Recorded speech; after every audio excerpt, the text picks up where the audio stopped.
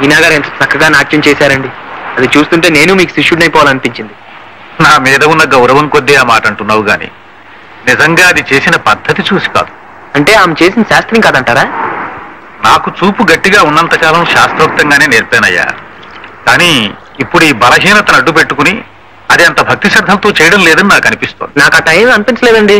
ఏ కళలోనైనా రససిద్ధి సాధించాలంటే కేవలం కళ్ళకు చూపించి చెవులకు వినిపించి కాదు, మనసును కదిలించి కరిగించినప్పుడే ఆ కళ సజీవ కళ అవుతుంది. ఆ కళాకారుడు చరితార్థుడవుతాడు. మీనాలో చక్కని లయజ్ఞానం ఉందయ్యా, అని చిత్తశుద్ధి ఏకాగ్రత లేవు. ఏదో మేము చిన్నవాళ్ళం కదండి, పసితను. మీరు కొంచెం కళ్ళరి చేసి మందలించండి. మీనా గారి చేత బ్రహ్మాండంగా ప్రాక్టీస్ చేయించి మంచి ప్రదర్శన ఇప్పిద్దాం. ఊరు వాడ మీ పేరు ఆమె పేరు మారు మోగెట్టి చేద్దాం. బ్రతుకీర్చడానికే పెద్దపిల్ల రెక్కల మీద ఆధారపడిన వాడిని ఇక ఇలాంటి కళల్ని తీర్చుకునే శక్తి నాకెక్కడిది? ఏమిటి సార్ మీరు? ఆనాడు వారధి కట్టడానికి రావదండు పూనుకున్నట్టు మేమందరం లేవు. ఏమండి, ఇలాంటి పెద్దవాళ్ళతో మాట్లాడాలంటే నాకేమిటో భయంగా ఉంది. డోంట్ వరీ, నేను ఉన్నాను కదండి. మీరు చెప్పాల్సినవన్నీ నేను చెప్పేశాను. ఆవిడ చాలా మంచి ఆవిడ, కష్టం సుఖం తెలిసిన మనిషి. మీకు మంచి ఆర్డర్ వస్తుంది చూడండి. కమాన్ కమాన్ లెట్స్ గో. అది సరే, ఆవిడ మంచి ఆర్డర్ ఇచ్చినా నాకు టైం ఇవ్వకపోతే ఎలా చేసి పంపాలో ఏమిటో కంగారైపోతుందేమో. భలే వారండి మీరు, మీకు అన్ని డౌట్సే. నేను లేను, మన ఇద్దరం కలిసి చేసేద్దాం. రండి. నమస్తే మేడం. నమస్తే. సావిత్రి గారని చెప్పేనే, ఈవిడే వార్డెన్ గారు. నమస్కారం. నమస్కారం. మీ గురించి మీ ఇంటి పరిస్థితి గురించి ఈ నాకు వివరంగా చెప్పారు. మీలా స్వశక్తిని నమ్ముకుని బాధ్యతగా పనిచేసేవాళ్ళంటే నాకిష్టం. నాకు చేతనైన సహాయం తప్పకుండా చేస్తాను. ఇవి చూడండి, బాగున్నాయమ్మా. మా హాస్టల్కి వారానికి 10 డజన్లైనా కావాల్సి వస్తాయి. నువ్వు సప్లై చేయగలవు కదా? ఓఎస్, తప్పకుండా. తప్పకుండా. చూసారా, అనవసరంగా కంగారు పడ్డారు. పని ఎంత ఈజీగా అయిపోయిందో. అదేం కాదులేండి, తమ రికమెండేషన్ పనిచేసింది, పని చకచకా పూర్తయిపోయింది. సర్లేండి, నా రికమెండేషన్ కి అంత పవర్ ఉంటే 2 ఏళ్లుగా మా నాన్నకి ఒకరి గురించి తెగ రికమెండ్ చేస్తున్నాను. ఏది, ఆయన నా మాట వింటేగా. ఎవరి గురించి చెప్తున్నారు? ఓహో, అది నా నోట్తో చెప్పించాలనా? అవును, మీ నోట్స్ చెప్తే వినాలని.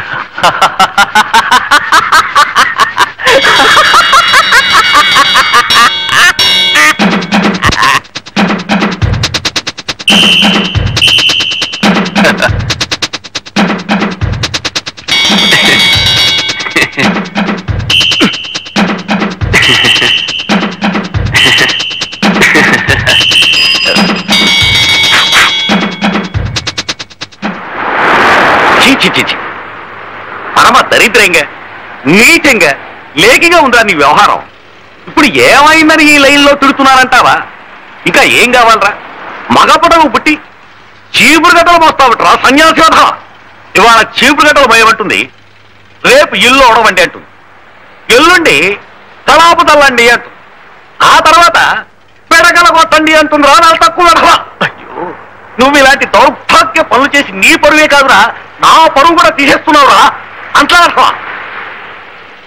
హాయిగా రాయల్గా రాజస్థాన్ ఎక్స్ప్రెస్ లాగా బ్రతకరా అంటే గుడి పెట్టి కదపా.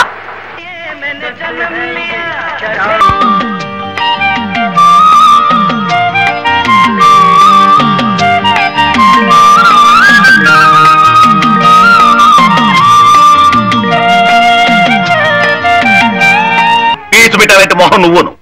ఆ ప్రతిభట్ల వారి సంబంధం నీకు నచ్చలేదట్రా పింజారీ వెధవా? ఏమిట్రా అమ్మాయికి లోపం ఏమిటి?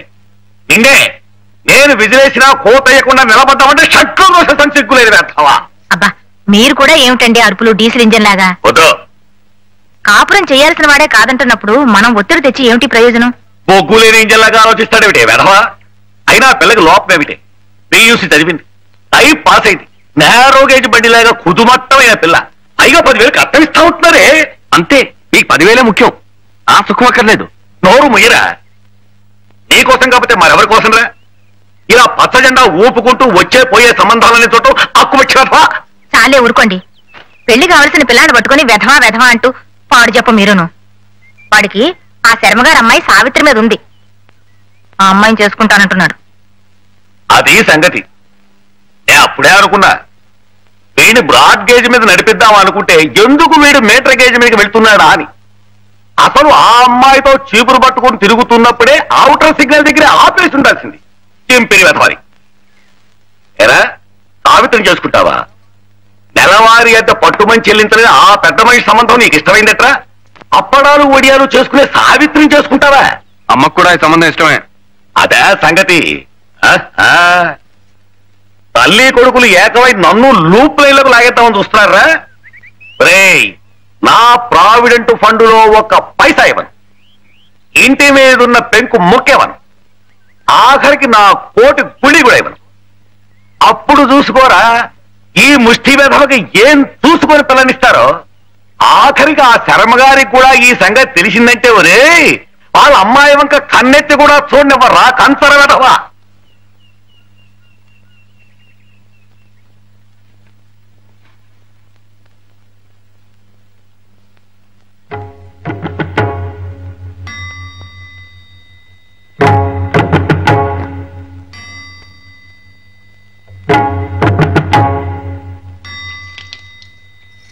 సావిత్రి, ఓసారి ఇలా రండి. రండి.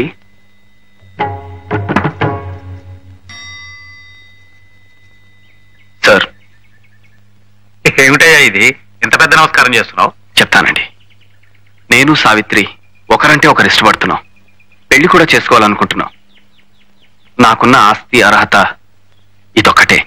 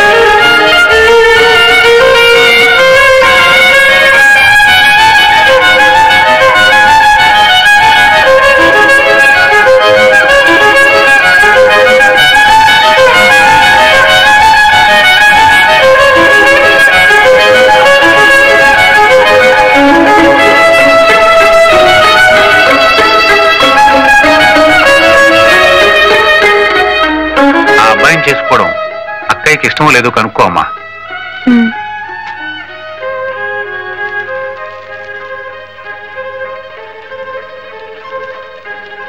నాన్న చెప్పింది విన్నావుగా? అతను ఉన్న ఆస్తల్లా సంగీతం ఒకటే. మరి నీకు ఇష్టం లేకపోతే ఇప్పుడే చెప్పేయి. నాకున్న ఆభరణం కూడా ఒక్క సంగీతమే.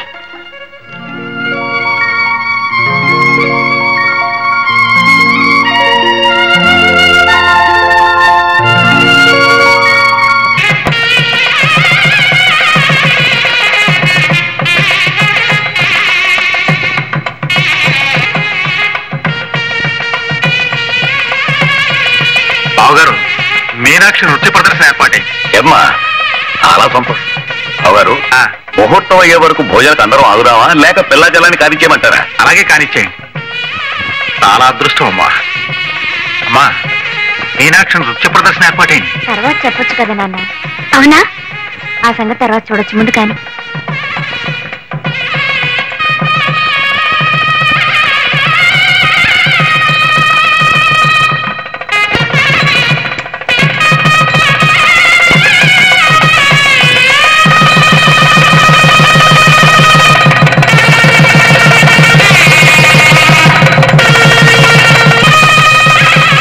ఏమిటి ఇది?